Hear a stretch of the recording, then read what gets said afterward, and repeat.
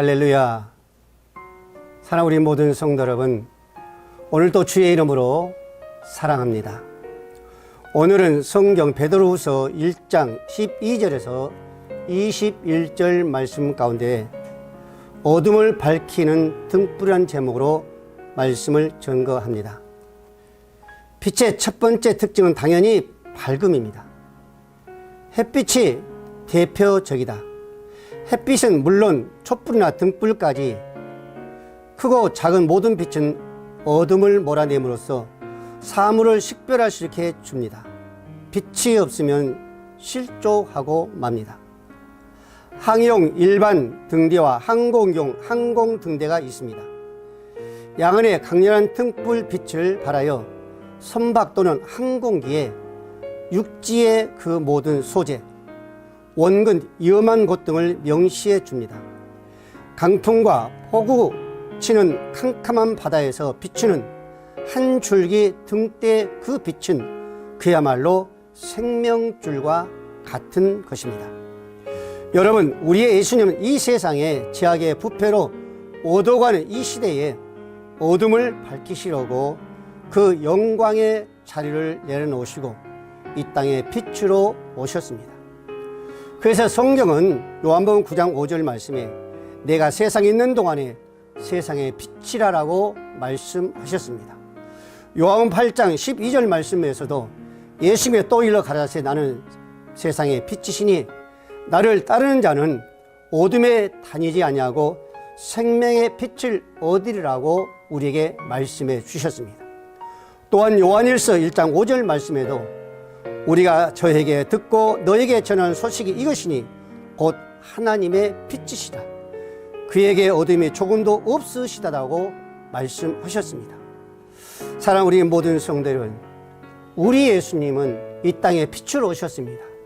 조금도 어둠을 찾아볼 수 없는 우리 예수 그리스도이십니다. 우리가 잘 알고 있는 프란치스코에게 가장 큰 관심사는 세상의 흐름, 이 모든 것을 주관하시는 하나님, 이 모든 것에 함께하며 당신의 뜻대로 세상을 이끌어 가신 하나님, 모든 이에게 생명과 사랑을 주시고 하나님을 보고 또 그가 본 바를 세상에 드러내는 것이었다고 합니다. 다시 말하면 그는 오늘날의 악한 세상이 하나님이 어디 있느냐라고 외치는 불의한 자들 속에서 스스로 하나님을 보고 자신의 삶으로 세상에 하나님을 보여주는 것이 가장 중요한 소명이었다라고 말하고 있습니다. 오늘 본문에서 19절에서 우리가 더 확실한 예언이 있어 어두운 데 비치는 등불 같으니 날이 새어 햇볕이 너희 마음에 떠오르기까지 너희가 이것을 주의하는 것이 가하니라라고 성경은 말씀해 주고 있습니다.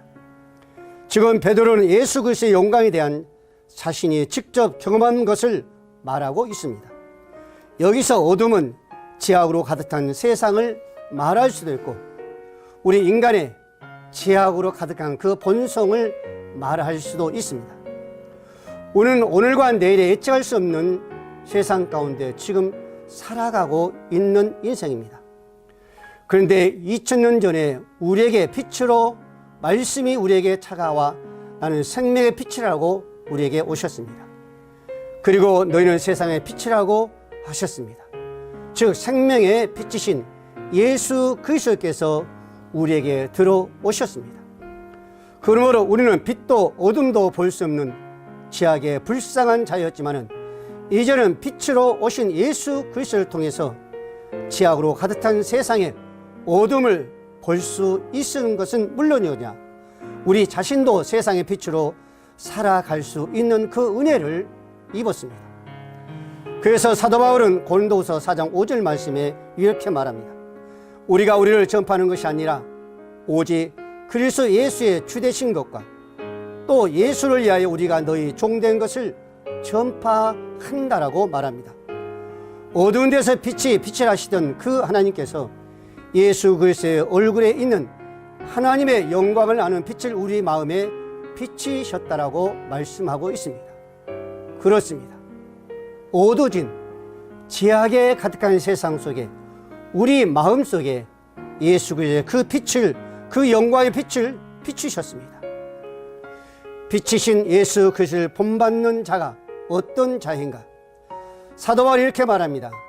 너희는 나를 본받는 자가 되라고 말씀하셨고, 고린도전서 1장 1절 말씀, 11장 1절 말씀에도 내가 그리스도를 본받는 자 된 것 같이 너희는 나를 본받는 자가 되라고 말씀했습니다.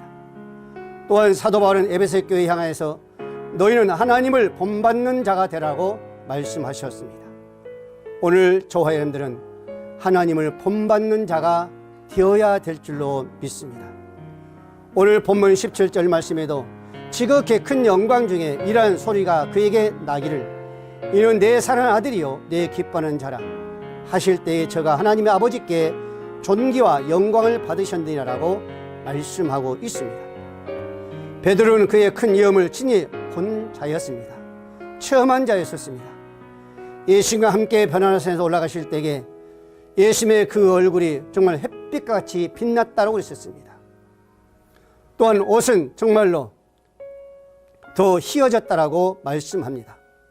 이러한 사건, 그것을 베드로는 직접 체험한 거죠.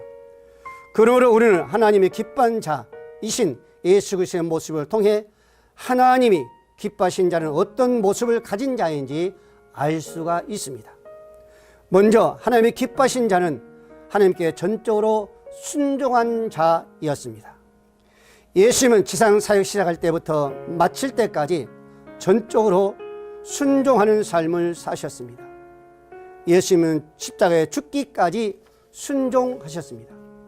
그리고 예수님은 자신이 하나님의 뜻대로 순종하는 모범을 보이심으로 그의 제자들도 순종의 삶을 살기를 원하셨습니다. 오늘날 우리도 역시 마찬가지 이 순종하는 삶을 살기를 원하신 줄로 믿습니다. 두 번째로 하나님의 기뻐하신 자는 기도하는 자였습니다. 예수님은 하나님의 본체이셨으나 스스로 낮추시고 매일 쉬지 않고 기도하셨습니다. 또한 그것뿐만 아니라 기도한 자에게 하나님의 약속하시기를 성령을 부어주신다라고 약속하셨습니다.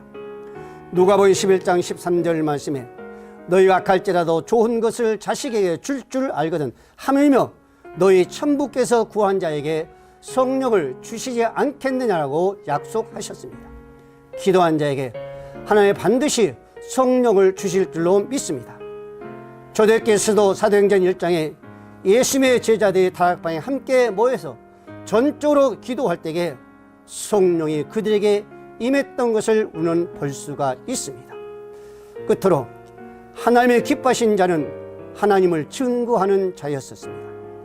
예수님의 생애는 하나님의 말씀을 증거하고 가르치고 병든 자, 악한 자를 치유하는 삶이었었습니다.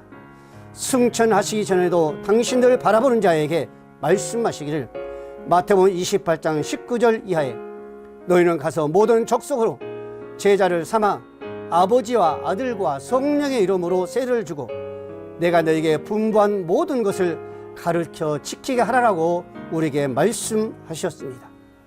사랑하는 성도 여러분, 오늘 예수님뿐만 아니라 오늘 저와 여러분도 역시 마찬가지로 우리의 삶 자체가 예수 그리스도를 증거하는 삶이 되실 때에 하나님의 가장 기뻐한 줄로 믿으시기를 바랍니다.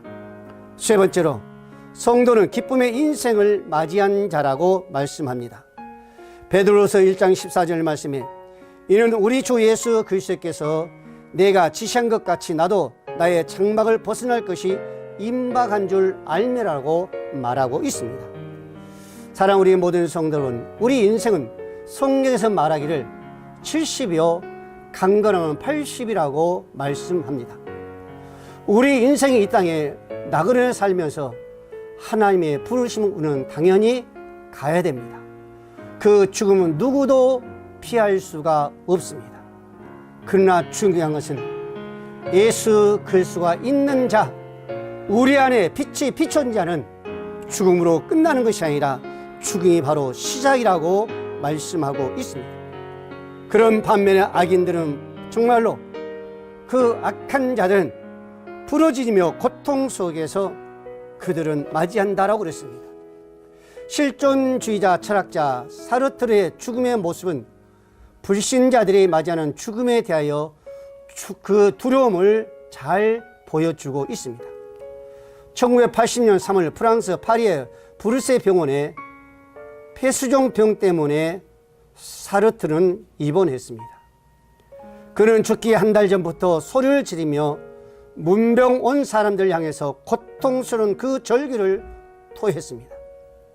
그는 자유라는 이름하에 수많은 좋은 글을 남겼습니다. 하지만 죽는 그 순간 다가오는 죽음의 그 불안과 공포를 이기지 못하고 울부짖었습니다. 그러면서 한 달 입원한 지 죽고 말았습니다. 그가 죽은 후에 프랑스 신문들은 사르트르 왜 그렇게 죽었느냐고 의문만이 있었습니다.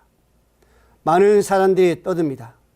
왜 그렇게 불안하며 비참하게 인생을 마감했느냐 하는 것입니다. 그때 어떤 사람의 신문에 투고합니다. 그 내용은 이렇습니다. 사르트르 말로가 그렇게 비참했던 이유는 사르트르에게는 돌아갈 고향이 없기 때문이라고 말씀하고 있습니다. 하나님이 없는 자, 정말로 죄악에 부르짖는 자는 바로 이러한 죽음이 고통과 그 비참한 인생이라는 것을 잘 말해주고 있습니다. 사랑하는 우리 모든 성도 여러분, 우리 인생은 언젠가 하나님 앞에 가야 합니다. 그래서 사도 바울은 이렇게 말합니다. 고린도서 4장 13절 말씀에 내가 믿는 고로 말하였다는 것 같이 우리가 같은 믿음이 마음을 가졌으니 우리도 믿고 또한 말하노라. 주 예수를 다시 살리신 이가 예수와 함께 우리도 다시 살리사 너희와 함께 그 앞에 서게 하실 줄 아노라라고 말씀하고 있습니다. 사랑하는 우리 모든 성도 여러분, 오늘 지금 이 순간도 주님을 바라보며 재림의 그 주님을 바라보며 살아가고 있는 줄로 믿습니다. 어떤 어려움이 와도 어떤 고통스러움이 와도 내가 주님과 함께 한다면 우리의 죽음은 결코 두려움이 아니라 기쁨으로 그 약속하신 대로 주님을 맞이할 줄로 믿으시기를 바랍니다. 감사합니다.